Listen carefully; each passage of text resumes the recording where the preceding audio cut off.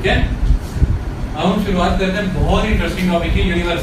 You will learn so many new things, okay, and I will try to explain each and every minute detail, but जो बातें समझ से beyond लगे मैं escape कर रही हूँ, उस पर ज्यादा ठोकरें नहीं मारनी, क्योंकि एस्ट्रोनॉमी एक बहुत खतरनाक ब्रांच है। सारी बात समझ में, इसमें साइंटिस्टों को ही नहीं जब समझ आ रही तो हम क्या समझ, अभी तक वही ट्राई कर रहे हैं। ग्रेविटेशन वेव्स का पता लगा है जो ऊपर से आ रही है, लेकिन कई साइंटिस्ट कह रहे हैं समझाओ तो समझाओ, तुम्हें जो मिला है वो हमें भी बताओ। वो प्रूव ही नहीं कर पा रहा कि मुझे कुछ मिल गया, तो मैं क्या कर पाऊंगा फिर उसमें। लेकिन फिर भी बेस्ट वे में हम करेंगे, ओके। यूनिवर्स, देखो यूनिवर्स की अगर बात करें तो यूनिवर्स का ओरिजिन के बारे में बताने वाले साथ ही यूनिवर्स के बारे में बताने वाली दो थ्योरीज हैं बेसिकली, जिन्हें हम कहते हैं geocentric and heliocentric. Geocentric and heliocentric क्या है, इन दोनों थ्योरीज का मतलब ये मैं आपको समझाऊंगा। शुरू से ही मनुष्य बहुत तीव्रता से जानने का प्रयास करता रहा कि मुझे ये रात के समय क्या दिखता है, ये सूर्य क्या है, रोज आता है चला जाता है, चंद्र किस चीज का प्रतिबिंब है, ये मुझे क्या बताना चाहता है।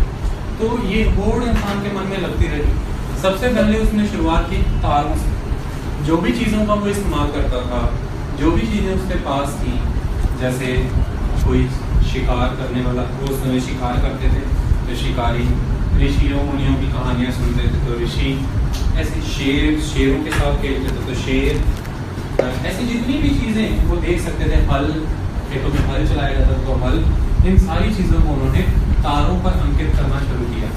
और सबसे पहले कॉन्स्टलेशंस बने।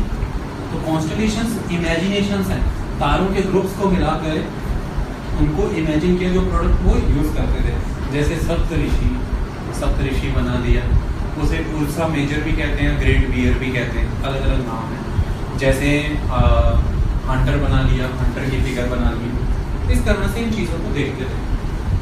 फिर धीरे धीरे ज्ञान और बढ़ा, जैसे दिन के समय किस तरह से यात्रा करनी है, दिन कितना आगे बढ़ चुका है, कितना नहीं आगे बढ़ चुका है, इसका पता लगाया जाता था डंडा गाड़ कर। डंडा गाड़ने पर जिस तरह से परछाई पड़ती थी, उस तरह से पता लगता था कि दिन कौन सी पहर से गुजर रहा है। अगर परछाई बहुत लंबी है तो या सुबह है या शाम है। जैसे जैसे परछाई का कद कम होते जाता था, वैसे वैसे कहते थे कि दिन सूर्य सर पे आ रहा है, दिन जो है बहुत ही सीधा होता जा रहा है। तो इसके मुताबिक पहर बांटे गए, दिन का पता लगा। तो पहले अगर दिनों की बात करें तो ऐसे कहते थे कि 20 दिनों के बाद, जैसे 20 सूर्य के बाद, कि मैं 20 सूर्य के बाद तुमसे विवाह करूंगा, मैं 20 वर्षाओं के बाद तुमसे विवाह करूंगा, तो वर्षा, सूर्य, 20 चंद्र के बाद, ऐसा। तो सूर्य वाज परमानेंट, इसलिए सूर्य यूज किया जाता था। Chandra, that moon was not permanent, इसलिए उसका नाम नहीं लिया जाता, क्योंकि मून 15 दिनों के लिए होता है, फिर अगले 15 दिनों के लिए कम होता है, घटता बढ़ता रहता है, फेजेस है, इसलिए दैट इज नॉट फिक्स्ड। वर्षा मैंने बारिश, वर्षा जो बहुत सादा मौसम चलता होना, तो 20 वर्षा लूजली कह देते हैं कि 20 को मीह पैण तो बाद मैं चलना करूँगा, जब आप कहते हैं ना 20-25 दिन, 1.5-2 महीने, आप नहीं कहते 1.5-2 महीने, 1.5 तो 2 से 15 दिन का फर्क है, 20 मार्च ऐसा चलता है। धीरे धीरे देखो, मैं जो आपको पढ़ाने जा रहा हूँ ये पूरी तरह से वेस्टर्न एजुकेशन कंसेप्ट है। इसमें टॉलेमी का जिक्र आएगा, कोपरनिकस का जिक्र आएगा, न्यूटन का जिक्र आएगा, हर्शल का जिक्र आएगा, हबल का जिक्र आएगा, आइंस्टाइन का जिक्र आएगा।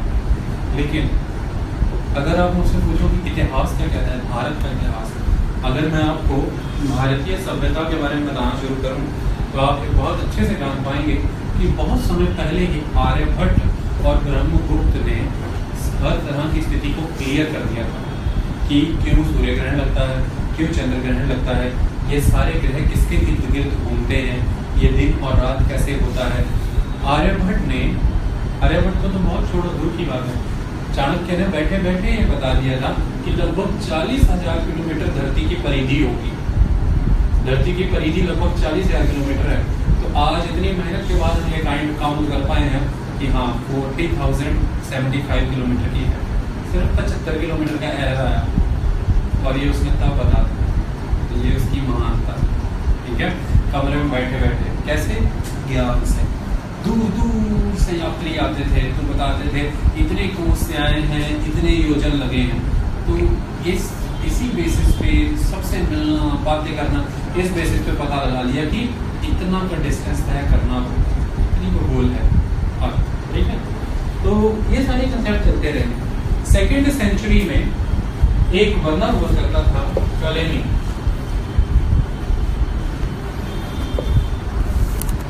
Ptolemy was Greco Egyptian, Greco Egyptian. Ptolemy ने थ्योरी दी जियोसेंट्रिक, यानी कि आप सुन करके हैरान हो जाएंगे कि लगभग 16वीं सदी तक, यानी कि सिखिज्म की शुरुआत के बाद तक भी हम ये मानते हैं कि अर्थ यूनिवर्स का सेंटर है, ठीक है। जियोसेंट्रिक थ्योरी ये कहती थी कि earth is the centre of solar system. Word याद रखना, मैंने सोलर सिस्टम वर्ड यूज किया, दैट इज यूनिवर्स। तो वो ये कहते थे कि ये जो अर्थ है, जियोसेंट्रिक, जियो माने अर्थ,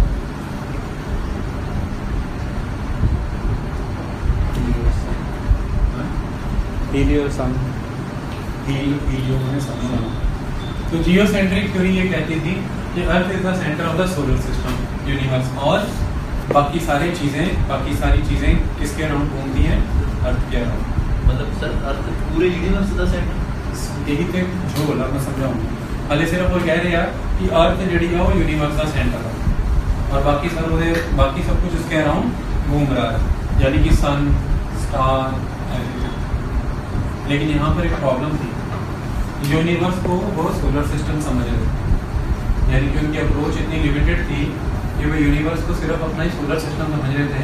वो कह रहे थे इतना ही है, बहुत है, इतना ही है, कह रहे थे बहुत महानता है, लगभग इतना ही होगा, ठीक है। और उन्होंने डिफरेंस लगभग पता लगाया कि 120 मिलियन किलोमीटर इसका डिस्टेंस है सोलर सिस्टम का, और ये कुछ भी नहीं होता। सोलर सिस्टम हमारी जो मिल्की वे है उसका डायमीटर है 1 लाख लाइट ईयर्स। समझ आई बात? और 1 लाइट ईयर तो आप जानते हो, फिर distance travel by light in 1 year, और लाइट की स्पीड तो आप जानते ही हो, फिर 3 लाख किलोमीटर पर सेकंड। तो फिर कितना डायमीटर होगा मिल्की वे का? और ऐसी कितनी गैलेक्सीज है? मिलियंस, ऐसी मिलियंस ऑफ गैलेक्सीज है यूनिवर्स। तो इनको लगता था सोलर सिस्टम ही यूनिवर्स है। लगे रहे, चलता रहा, बड़े खुश होते रहे। बाइबल में भी आ गया कि हाँ अर्थ ही सेंटर है। बाइबल वाले लेके लगे रहे, पादरी ये कहते, बस सारे कहते जहाँ सबसे महान योद्धा जन्मे वही तो केंद्र होगा, हम जहाँ जन्मे और किसी में क्या दम है, भूमि ही केंद्र है। बड़ा गर्व महसूस करते रहे। एक बंदे को बर्दाश्त नहीं होता था ये सब चीजें, उसको समझ नहीं आता था। कहते हैं ये अगर ये सेंटर है, ये मौसम कैसे बदल रहे हैं सारे, अगर सन घूम रहा है तो पहली बात तो पता कि चक्कर है। तो ये आर्यभट्ट ने बता दिया था कि अर्थ अपनी एक्सिस पे टिल्टेड है। ये बड़ी बारीक डिस्कवरी थी, इसने कभी बता दिया था। ब्रह्मगुप्त ने इसको पूरी तरह से एक्सप्लेन कर दिया था।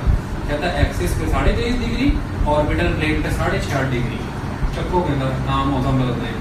तो ये ग्रीक अभी सोच रहे थे, कहते ये वो सोच रहा था ये कैसे होगा ये। तो लगा रहा फिर 16वीं सदी में एक क्रांति है। लेकिन एक बात याद रखना मेरे बच्चों कि 500 से लेके 1500 तक, 500 AD से 1500 AD तक यूरोप में डार्क एजेस थी।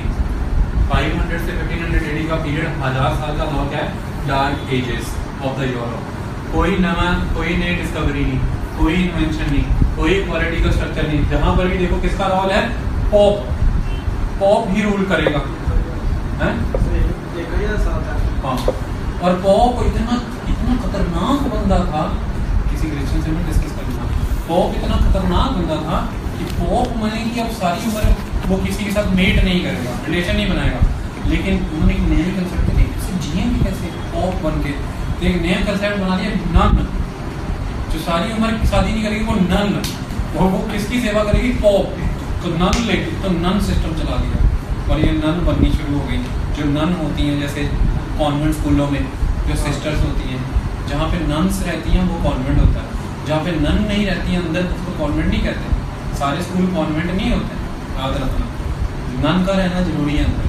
हाँ ਉਹ ਕਹਿੰਦੇ ਸਰ ਜੀਸਸ ਕ੍ਰਾਈਸਟ ਨਾਲ ਵਿਆਹ ਹੁੰਦਾ ਨਾ ਮਤਲਬ बेटा ਤੁਸੀਂ ਹਲੇ ਹਿੰਦੁਸਤਾਨ ਦੀ ਦੇਵਦਾਸੀ ਪ੍ਰਥਾ ਨਹੀਂ ਸੁਣੀ। ਸਾਰੀ ਦੁਨੀਆ 'ਚ ਸੇਮ ਟਾਈਮ ਤੇ ਪ੍ਰਥਾ ਆਈ ਸੀ, ਨਾਮ ਬਦਲ ਕੇ। ਹਿੰਦੁਸਤਾਨ 'ਚ ਇਦਾਂ ਹੁੰਦਾ ਸੀਗਾ ਕਿ ਅੰਦਰ ਦਾ ਜਿਹੜਾ ਪਾਂਡਾ था ਉਹਨੂੰ ਕੀ ਕਹਿੰਦੇ ਹੁੰਦੇ ਸੀਗੇ ਕਿ ਪੰਡਿਤ ਦੇਵਤਾ। ਭਗਵਾਨ ਕਿਹਦੇ 'ਚ ਆ? ਮੂਰਤੀ 'ਚ। ਇਹ ਮੂਰਤੀ ਨੇ ਸਾਡੀਆਂ ਮਨੋਕਾਮਨਾ ਪੂਰੀਆਂ ਕਰਨੀਆਂ ਨੇ। ਇਹ ਕਿਹਦੀ ਸੁਣਦੀ ਆ? ਮੇਰੀ। ਇਹ ਦੇਵਤਾ ਤੇ ਮੈਂ ਕੌਣ ਆ? ਬ੍ਰਾਹਮਣ ਦੇਵਤਾ। ਇਹ ਕਿਹਦੀ ਸੁਣੂਗੀ? ਮੇਰੀ। ਪਿੰਡ 'ਚ ਚਾਹੀਦੀ ਆ ਖੁਸ਼ਹਾਲੀ। ਪਿੰਡ 'ਚ ਖੁਸ਼ਹਾਲੀ ਕੀ ਕਿੱਦਾਂ ਆਊਗੀ? ਪਿੰਡ ਦੀ ਸਭ ਤੋਂ ਕੀਮਤੀ ਚੀਜ਼ ਜਦੋਂ ਭਗਵਾਨ ਨੂੰ ਭੇਟ ਕਰਾਂਗੇ। ਪਿੰਡ ਦੀ ਸਭ ਤੋਂ ਕੀਮਤੀ ਚੀਜ਼ ਕੀ ਹੈ? ਰੱਬ ਦੀ ਬਣਾਈ ਹੋਈ ਸਭ ਤੋਂ ਸੋਹਣੀ ਕ੍ਰੀਏਚਰ, ਦੈਟ ਇਜ਼ ਵਰਜਿਨ ਗਰਲ। 16 ਸਾਲ ਦੀ ਕੁੜੀ ਉਹ ਮੰਦਿਰ ਨੂੰ ਭੇਟ ਕਰਦੀ, ਸਾਰੇ ਪਿੰਡ ਨੇ ਰਲ ਕੇ। ਕੁੜੀ ਵੀ ਬੜੀ ਖੁਸ਼, ਮੈਂ ਚੱਲੀ ਹਾਂ ਰੱਬ ਨੂੰ ਭੇਟ ਚੜਨ। ਕ੍ਰਿਸ਼ਨ ਦਾਸੀ, ਮੈਂ ਅੱਜ ਤੋਂ ਰੱਬ ਦੀ ਹੋਣ ਲੱਗੀ। ਤੇ ਰੱਬ ਦੀ ਕਿੱਦਾਂ ਹੋਊਗੀ? ਰੱਬ ਨਹੀਂ ਹੁੰਦਾ ਵਾ, ਮੈਂ ਹੁੰਦਾ ਵਾ। ਰੱਬ ਤੇ ਹੈ ਨਹੀਂ ਆ, ਬਟ ਆਈ ਐਮ। ਮੈਨੂੰ ਜਿਹੜੀ ਪਲੀਜ਼ ਕਰੂਗੀ ਉਹ ਰੱਬ ਪਲੀਜ਼ ਹੋ ਗਿਆ, ਦੈਟ ਇਜ਼ ਦੇਵਦਾਸੀ। ਪਹਿਲਾਂ ਉਹ ਪੰਡਿਤ ਉਹਦਾ ਭੋਗ ਕਰੇਗਾ, 8-10 ਦਿਨ 'ਚ ਉਹਦਾ ਮਨ ਭਰ ਜਾਂਦਾ। ਦੈਨ ਉਹ ਕਿੱਥੇ ਚਲੀ ਜਾਏਗੀ? ਗੜਿਕਾ। ਲੜਕਾ ਮਨੇ ਵੈਸ਼ਿਆ। ਫਿਰ ਬਗਲ 'ਚ ਹੀ ਇੱਕ ਵੈਸ਼ਿਆ ਘਰ ਬਣਿਆ ਹੁੰਦਾ, ਉਹ ਉੱਥੇ ਚਲੀ ਜਾਂਦੀ। ਫਿਰ ਨਵੀਂ। So this that is a cycle. So ਇਹਨੂੰ ਕਹਿੰਦੇ ਦੇਵਦਾਸੀ ਪ੍ਰਥਾ, ਦੇਵਤਿਆਂ ਦੀ ਦਾਸੀ। ਐਕਚੁਅਲ ਤੇ ਦਾਸੀ ਕਿਹਦੀ? ਬ੍ਰਾਹਮਣ ਦੀ। ਸਰ ਉਸ ਕੁੜੀ ਦੀ ਬਾਅਦ ਚ ਮੈਰਿਜ ਨਹੀਂ ਹੁੰਦੀ? ਨਾ ਮਤਲਬ ਹੀ ਨਹੀਂ, ਉਹ ਤੇ ਚੜ ਗਈ ਰੱਬ ਨੂੰ, ਭੋਗ ਲੱਗ ਗਿਆ ਨਾ ਉਹਦਾ। ਜਿਹੜਾ ਸੇਵਨ ਰੱਬ ਨੇ ਕਰ ਲਿਆ ਉਹ ਕਿਸੇ ਹੋਰ ਨੂੰ ਨਹੀਂ ਚੜ ਸਕਦੀ। ਸਰ ਤੇ ਉਹ ਵੈਸ਼ਿਆ ਮਤਲਬ ਉਹਦੇ ਨਾਲ ਤੇ ਫਿਰ ਉਹ ਸਾਰਿਆਂ ਦੀ ਹੋ ਗਈ ਨਾ ਸਾਂਝੀ। ਪ੍ਰਸ਼ਾਦ ਸਾਰਿਆਂ ਦਾ ਹੁੰਦਾ ਨਾ, ਜਿਹੜਾ ਪ੍ਰਸ਼ਾਦ ਲਿਆਈਦਾ ਰੱਬ ਨੂੰ ਚੜਾਉਣ, ਭੋਗ ਲਾ ਕੇ ਸਾਰਿਆਂ ਨੂੰ ਦੇਈਦਾ ਨਾ। ਤੇ ਉਹ ਰੱਬ ਕੋਲ ਲਿਆਏ, ਭੋਗ ਲਾ ਕੇ ਦੇਤੀ ਸਾਰਿਆਂ ਨੂੰ। अब सुनो, तो यही सिस्टम नन के साथ करते थे पॉप। पहला ले आओ, फिर जो वो कर लोगे जीसस, फिर सारी सोसाइटी को समर्पित पढ़ाऊंगी, लिखाऊंगी, तुहानू सारा सिखाऊंगी। ਤੇ ਜਦੋਂ ਸਾਰਾ ਕਰਮ ਕੀਤੇ ਹੁੰਦੇ ਤਾਂ ਹੀ ਤੇ ਸਿਸਟਰ ਬਣਦੀਆਂ ਹਸਪੀਟਲਾਂ 'ਚ, ਤਾਂ ਹੀ ਉਹਦੇ ਐਨਾਟਮੀ ਬੋਡੀ ਇਹ ਸਾਰਾ ਪਤਾ ਵਾ, ਤੇ ਫਿਰ ਬਹੁਤ ਚੰਗੀ ਤਰ੍ਹਾਂ ਸੇਵਾ ਕਰਦੀਆਂ। ਬੇਟਾ ਸਲੀਪ ਵੈਲ ਤਾਂ ਕਹਿੰਦੀਆਂ ਨਾ ਕ੍ਰਿਸਚਨ ਸਿਸਟਰਾਂ ਜਿਹੜੀਆਂ ਹੁੰਦੀਆਂ, ਕਿਉਂ? They are fully trained. ਕੋਈ ਨਹੀਂ ਟ੍ਰੇਨਡ ਹੁੰਦੀਆਂ। ਇਹ ਕਹਾਣੀ ਯਾਦ ਰੱਖੋ ਹਮੇਸ਼ਾ, ਠੀਕ ਆ? But they are very sophisticated also. ਕਿਉਂ? ਕਿਉਂਕਿ ਉਹਨਾਂ ਦਾ ਭੋਗ ਇਹ ਉਦੋਂ ਹੁੰਦਾ ਸੀਗਾ। ਜੇ ਮੈਂ ਗੱਲ ਕਰਦੇ ਹਾਂ डार्क एजेस की, ये हो गया जियो सेंटर। इसके बाद 16वीं सदी में ये क्यों भाई 1000 साल तक क्यों चली? आप इसका आंसर दोगे कि 1000 साल तक कोई क्यों नहीं आया? तो डार्क एजेस थी, किसी को आने नहीं दिया जाता था। बड़े बंदे आए, 900, 10,000, 1000, 1100 जो भी आता था, चर्च की ईंटें उखाड़ के अंदर दबा के ईंटें सीमेंटेड कर देते थे, जिंदा गाड़ देते थे। यूरोपियन चर्चों में दीवारों में कितने को स्कॉलर दफन है आप सोच नहीं सकते, जिंदा मार देते, अंदर ही खत्म, कोड़े बरसाए जाते थे और सड़े आम रस्ते पे टांग दिया जाता था कि बाइबल के अगेंस्ट बोल रहा है। किसी तरह से कोपरनिकस आए 16वीं सेंचुरी। आपको ये सेंचुरियों का कंसेप्ट पता?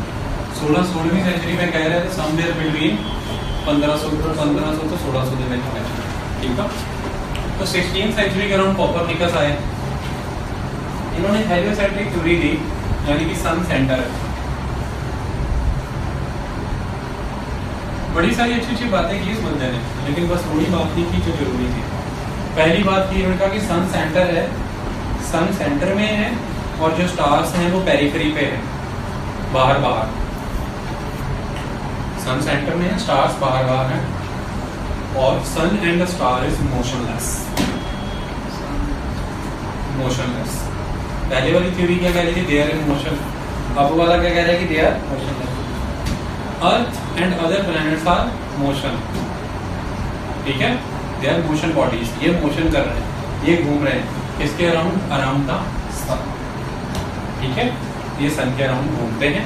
सन और स्टार जो है वो स्टैटिक है, स्टार जो है ये पेरिफेरी में है। और प्रिसाइजली बता दिया कि अर्थ को 24 घंटों में एक रोटेशन मारती है, ये भी बता दिया, जिसकी वजह से डे एंड नाइट होता है। ये भी बता दिया कि अर्थ लगभग 365 दिनों में एक चक्रा मारती है, जिसकी वजह से कुछ मौसमों में परिवर्तन आता है, ठीक है। काफी हद तक बातें कर, लेकिन अभी भी ये वहीं अटका था, ये भी सोलर सिस्टम को यूनिवर्स ही समझ रहा था, उस पर बात नहीं की इसने। इसकी कमियों को दूर करने के लिए एक बंदा आएगा जिसने अपनी दूरबीन लगा दिया, इटली का रहने वाला गैलीलियो। तो इसी कड़ी में आगे आते हैं गैलीलियो। गैलीलियो कहता है ये देखो, कोपरनिकस कहता बिल्कुल सच्चा था। क्यों? कहता मैंने ऑब्जर्व किया है, वो जो प्लैनेट जुपिटर है ना, उसके फेजेस बनते हैं मून की तरह, घटता बढ़ता है। और कहता मैंने नोटिस किया है कि जो उसके बाकी के प्लैनेट और मून्स हैं, हर एक प्लैनेट का, कोई भी नेचुरल प्लैनेट का जो नेचुरल सैटेलाइट होता है वो उसका मून होता है, ठीक है। तो इसने देखा कि मैंने और भी नए नए सैटेलाइट का पता लगाया है, सॉरी प्लैनेट्स का पता लगाया है, उसके फेजेस बन रहे हैं, मून के फेजेस बन रहे हैं। इन सारी चीज़ों से पता लगता है कि अर्थ कहीं ना कहीं रिवॉल्व कर रही है। तो कहता है ये तो प्रूव हो गया कि अर्थ रिवॉल्व कर रही है, दैट इज़ वेरी गुड। लेकिन ये अभी भी अड़ा हुआ था वहीं पर, ये नहीं प्रूव कर पाया कि सोलर सिस्टम बाहर है गैलेक्सी से, यूनिवर्स से। मतलब कि सोलर सिस्टम बहुत छोटा अंग है, यूनिवर्स बहुत बड़ा है। लेकिन इसने स्टैंप लगा दी किसकी बात पे, कोपरनिकस की। ये कहता कोपरनिकस सच्चा था, लेकिन इसको सजा मिली। तो छुपता फिरता रहा, बताने के बाद बोल तो दिया, बना तो लिया टेलीस्कोप, लेकिन बाद में पॉप के ऑर्डर पे वही टेलीस्कोप लेके उसके गुर्गे इसके पीछे दौड़े, जब उठा कर करके इसको टांग के मारा, फाइन भी भरना पड़ा। बहुत मुश्किल से ध्यान दिलाई, कहते नहीं ऐसा कुछ नहीं है, यूनिवर्स वही है जो भूत था पहले वाला, कुछ हेलियोसेंट्रिक जैसा नहीं है। शांत हो जाता, डरना पड़ता। कई बार मौके की नजर, शेक्सपियर को बहुत डरना पड़ा। Shakespeare, Voltaire, Rousseau, Michelangelo, Leonardo da Vinci, ये उसी दौर की देन है। तो 1500 सदी में डार्क एजेस खत्म हुई तो एक नई एज शुरू हुई थी, रेनेसेंस, यूरोपियन रेनेसेंस, ठीक है, पुनर्जागरण का काल। उसकी देन है कौन, Shakespeare, Rousseau, Voltaire, Michelangelo, Leonardo da Vinci, Mona Lisa की पेंटिंग, ये सब तभी हुए। और लियोनार्डो डा विंची ने कंसेप्ट दिया था कि एक नदी के किनारे अगर इधर पेड़ है तो इधर भी पेड़ होगा, गारंटी। और ऐसा होता है, अगर मैन ने डिस्टर्ब ना किया हो तो नहर नदी को ध्यान से देखना, उसके खब्बे पेड़ है तो एग्जैक्ट सामने सज्जे भी पेड़ होता है। ये उसने एक्सप्लेन किया था वेरी फर्स्ट टाइम, मतलब स्ट्रेट बिल्कुल सामने पेड़ होगा, एग्जैक्ट जेकर उन्होंने डिस्टर्ब ना किया हो किसी ने, ठीक है। चलो, बहुत सारी चीज़ें बनाई थी। लियोनार्डो डा विंची ने जो मोनालिसा बनाई है, that is basically alphabets. Alphabets को कंबाइन कर करके पेंटिंग बनती है।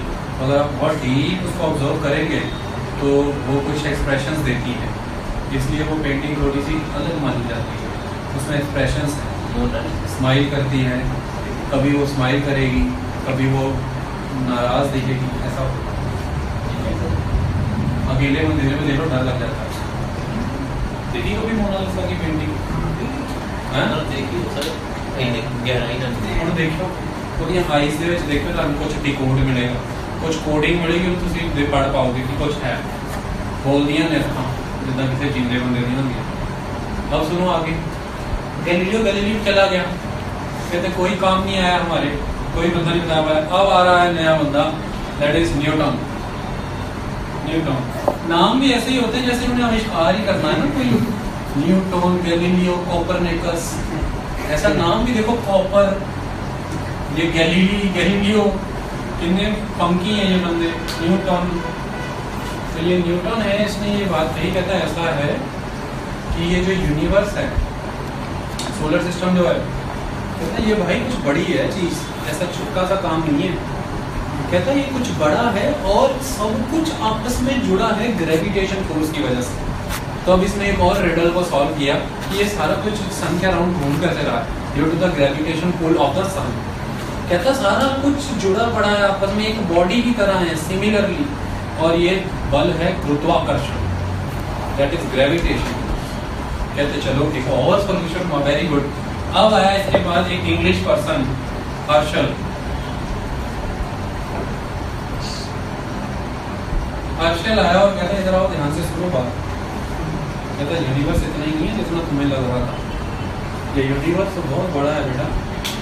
कहता ये तो इसमें तो एक गैलेक्सी हमारी मिल्की वे है, इसके अलावा और कई सारी गैलेक्सीज हैं, 2-3 गैलेक्सीज और हैं। इट इज़ वेरी बिग, बहुत बड़ा है। तो इसने एक कंसेप्ट तो तोड़ा कि यूनिवर्स सोलर सिस्टम तक नहीं सीमित है, लेकिन फाइनली अब इसको कौन तोड़ेगा। 1925 एक बंदा आया, 25 एडविन पॉवेल हबल। आपको इतना ही नाम याद रखना है, हबल। हबल के नाम से आज की डेट में बना हुआ है हबल टेलीस्कोप, जो यूनिवर्स में घूमता है हवा में, सैटेलाइट्स की तरफ।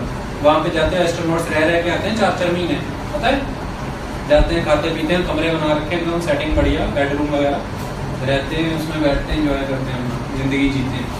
2-4 महीने लगा के आते हैं, रिक्वेस्ट डाल देते हैं, मैं निकाल दो, मैं जाके वहाँ से। तो ये हबल टेलीस्कोप, ये एडविन पॉवेल हबल आया, अमेरिकन था ये कहता इधर आप सुनो, यूनिवर्स तो कहता है सोच भी नहीं सकते, बियॉन्ड द लिमिट। कहते अच्छा मतलब, कहते यूनिवर्स में इतनी गैलेक्सीज हैं कि you can not imagine, millions of galaxies. कहते अच्छा, और ये गैलेक्सीज कहता मूव कर रही हैं, दूर दूर जा रही हैं। कहता किस स्पीड से जा रही है पूछो, कहता लाइट ईयर्स की स्पीड से। कहता एक डिस्टेंस आता है, जब ये 20 बिलियन लाइट ईयर्स के डिस्टेंस पे पहुंच जाती हैं, तब इनकी स्पीड लाइट के बराबर रहती है, किधर चली जाती है पता ही नहीं, मतलब तब इनकी लाइट उन तक रीच होना ही बंद हो जाती है। यानी यूनिवर्स की एक लिमिट बना दी, boundary, that is 20 billion light years. आपसे भी पूछे यूनिवर्स कितना बड़ा है, 20 बिलियन लाइट ईयर्स, ये बाउंड्री बना दी हमारे यूनिवर्स की। हाँ अजय तक सर एक ना पता लगा इन्होंने अगे बढ़ना ना, ये ना ये जो मैं लेक्चर दे रहे हैं इन हिस्ट्रीज वालों बच्चे वालों चुप रहना कि अगर वो बिल्कुल तो नहीं की बस मैंने चांस देना, ये पहला कुछ भी करते तो सारी थ्योरी का फ्लो बिगड़ जाना। देखो कितना तक लेके आया नहीं कॉपर के दोस्तों टॉलरेबी तो डार्क एजेस से बाहर कढ़िया, इतना तक आ ही गए, आगे भी लेके जाऊंगा मैं, एक दिन लेके बढ़ाऊंगा आज की डेट तक, चिंता नहीं। ये हबल ने कहा कि ये हो रहा है, तो यानी कि 20 बिलियन लाइट ईयर्स तक के डिस्टेंस तक जो चीज़ है वो तो हमें दिखती है, उसके बाद वाली चीज़ हमें दिखती नहीं, लेकिन है वो भी। दिस इज ऑब्जर्वेबल लिमिट, तो ये बहुत होती है 20 बिलियन लाइट ईयर्स। एटलीस्ट हम कुछ तो कर पाए, हमें पता लग गया। कहते अच्छा ये क्या है, कहते क्या हुआ क्या है, कहते अब आओ तुम्हें सबक पढ़ाते हैं अच्छे से। ये तो इसका दौर चला गया। यूनिवर्स की बड़ी सारी ओरिजिन की थ्योरी है, वो अलग थ्योरी है, मैंने इसको पढ़ना नहीं।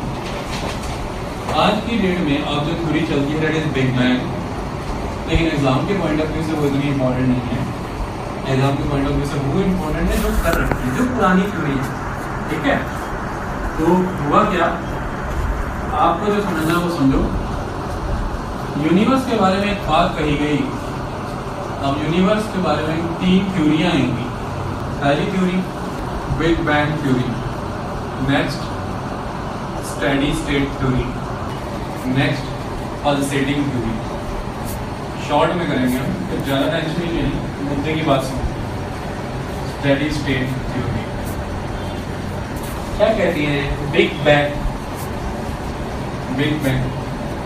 बिग बैंग कहता है शुरुआत में एक पॉइंट था, इससे तो बहुत छोटा था वो जो मैंने बनाया है, और इसमें पता नहीं कितने सन्स का मास था, एनर्जी। एक इतनी हैवी चीज ने स्पेस कितना सा डिवाइड कर रखा है, इतना एनर्जी का लेवल क्या होगा, वो बस्ट कर गया। कब?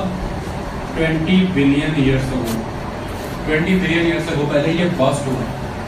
That is big bang.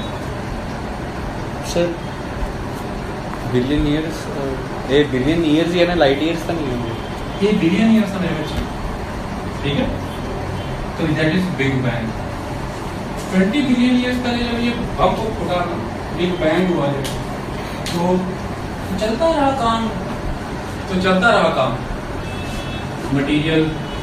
20 billion years पहले वो जब कहता कि जब ये फूटा बिग बैंग, तो ना पहले टाइम था ना स्पेस था, टाइम भी नहीं था स्पेस भी नहीं था। जब ये फूटा है उससे लेके अब तक के टाइम में 20 बिलियन ईयर्स, टाइम का ओरिजिन इसी से हुआ। और जब ये फूटा तो इसने अपना स्पेस बनाया, यूनिवर्स ने अपना स्पेस बनाया।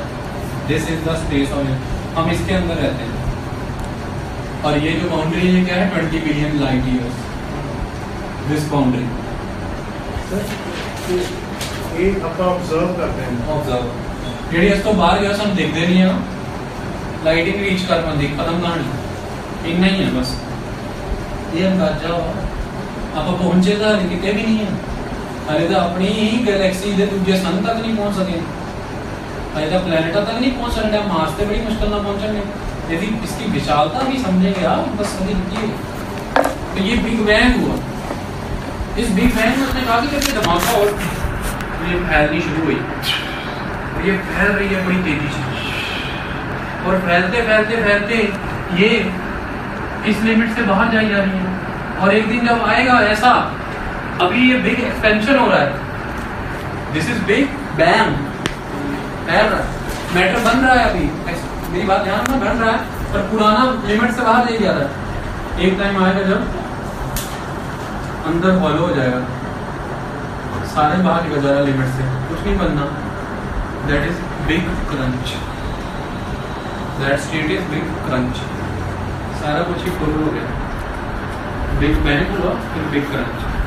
जैसे सब कुछ बाहर निकला, पकड़ के सब अंदर ही उसेड़ दिया, एक ही चीज रह जानी, फिर एटम में हुई महादेव का नाम, पहले भी वही था, सब बाहर निकल रहा है, ठीक है, सब कुछ निकली जा रहा है बाहर। तो बच्चों मेरे दो वर्ड नोटिस करें आपने, very important thing, universe is infinite, कोई लिमिट नहीं है इसकी, infinity. Second thing, universe is expanding, expand हो रहा है यूनिवर्स। ये है सारे सबसे बड़ी चिंता का विषय, यूनिवर्स इज एक्सपेंडिंग, ठीक है। और ये तो हो गई बिग बैंग। कोई पूछे किसने दी है, तो अलग अलग बंदे के, एक बंदे के नाम अलग, ली मैत्रे ऐसे है, या लमात्रे, लमात्रे है मेन बंदा जिसने बिग बैंग दी, ठीक है, लमात्रे।